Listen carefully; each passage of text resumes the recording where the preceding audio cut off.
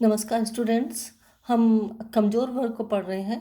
कमज़ोर वर्ग में हमने जनजातियों की कुछ विशेषताएं, जनजातियां क्या होती हैं और अनुसूचित जनजातियों की समस्याएं को हमने अभी तक पढ़ा है पिछले वीडियो में। आज हम इनके कुछ संवैधानिक प्रावधानों की बात करेंगे कि अनुसूचित जनजातियों के संवैधानिक प्रावधान। अंग्रेजों के समय से ही भारत सरकार जनजातियों के सुधार के लिए प्रयत्नशील रही है।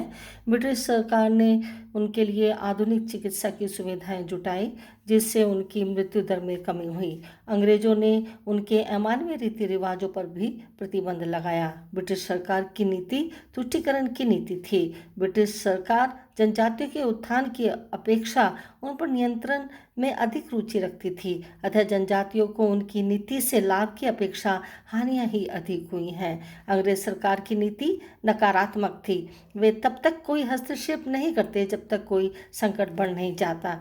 इसकी कुछ संवैधानिक व्यवस्थाएं हैं। स्वतंत्रता प्राप्ति के बाद स्वाधीन भारत के संविधान में जनजातियों एवं पिछड़े वर्ग के उत्थान के लिए आर्थिक, सामाजिक एवं राजनीतिक न्याय, विचार अभिव्यक्ति, विश्वास, मान्यता एवं धर्म की स्वतंत्रता और प्रतिष्ठा एवं अवसर की समानता का आश्वासन देता है। संविधान में मूल अधिकारों का उल्लेख किया गया है, जो नागरिकों को यह विश्वास दिलाते हैं कि धर्म, वर्ग, लिंग, जाति, प्रजाति एवं जन्म के आधार पर किसी भी नागरिक के साथ भेदभाव नहीं बरता जाएगा।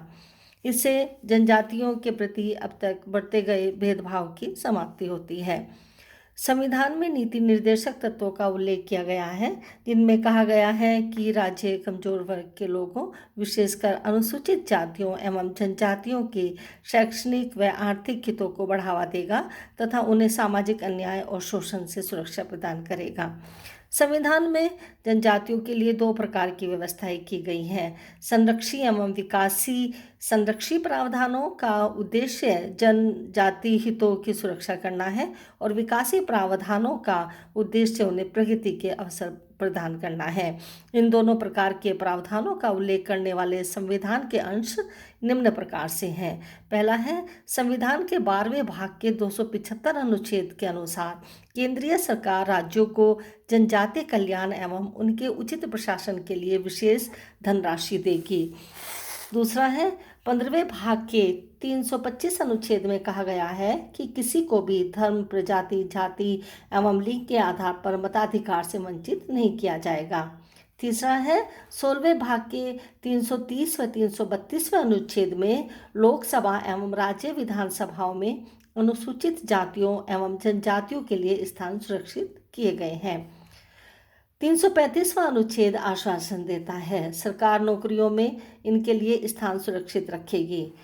पांचवा है, 338वें अनुच्छेद में राष्ट्रपति द्वारा अनुसूचित जातियों व जनजातियों के लिए विशेष अधिकार की नियुक्ति की व्यवस्था की गई है।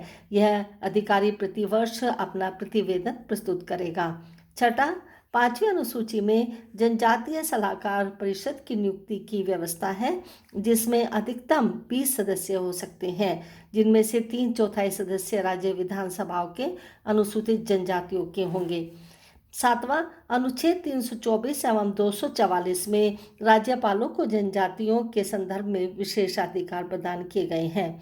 8वां, संविधान में कुछ अनुच्छेद ऐसे भी हैं जो मध्य प्रदेश, असम, बिहार, उड़ीसा आदि के जनजातीय क्षेत्रों के लिए विशेष सुविधा देने से संबंधित हैं। इन लोगों के लिए नौकरियों में प्रार्थना पत्र देने एवं आयु सीमा में छूट दी गई है। शिक्षण संस्थाओं में भी इन्हें शुल्क से मुक्त किया गया है एवं कुछ स्थान इनके लिए सुरक्षित रखे गए हैं।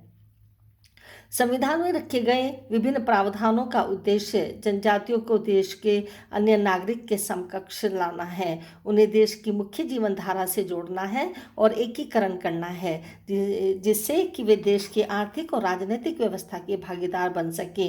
पंडित जवाहरलाल नेहरू भी जनजातियों के विकास में काफ़ी रुचि रखते थे। वे नहीं चाहते थे कि उन पर कोई चीज थोपी जाए। उनका कहना था कि हमें उनकी कला और संस्कृति के विकास को बढ़ावा देना चाहिए। उनके भू अधिकारों का आदर करना चाहिए, उनमें स्वयं का शासन करने की क्षमता एवं मानवीय चरित्र का विकास करना चाहिए। प्रशासनिक व्यवस्था की अगर हम बात करें तो उसमें हम देखेंगे कि आंध्र प्रदेश, बिहार, गुजरात, हिमाचल प्रदेश, मध्य प्रदेश, महाराष्ट्र, उड़ीसा और राजस्थान के कुछ क्षेत्र अनुच्छेद 244 और संविधान की 5वीं अनुसूची के अंतर्गत अनुसूचित किए गए हैं। इन राज्यों के राज्यपाल प्रतिवर्ष अनुसूचित क्षेत्रों की रिपोर्ट राष्ट्रपति को देते हैं।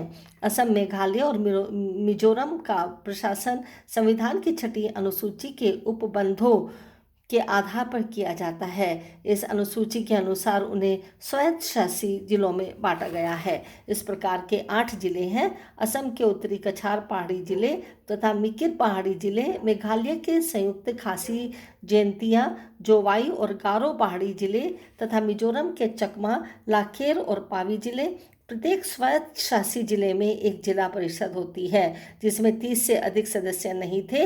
इनमें 4 मनोनीत हो सकते हैं और शेष का चुनाव वयस्क मताधिकार के आधार पर किया जाता है। इस परिषद को कुछ प्रशासनिक, वैधानिक और न्यायिक अधिकार प्रदान किए गए हैं। कुछ इसमें कल्याणकारी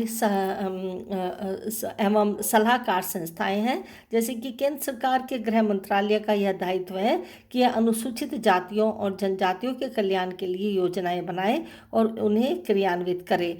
जनजातियों के व्यक्तियों तथा उत्पादित वस्तुओं के विक्रय के लिए tribal cooperative marketing development federation of India का गठन किया गया।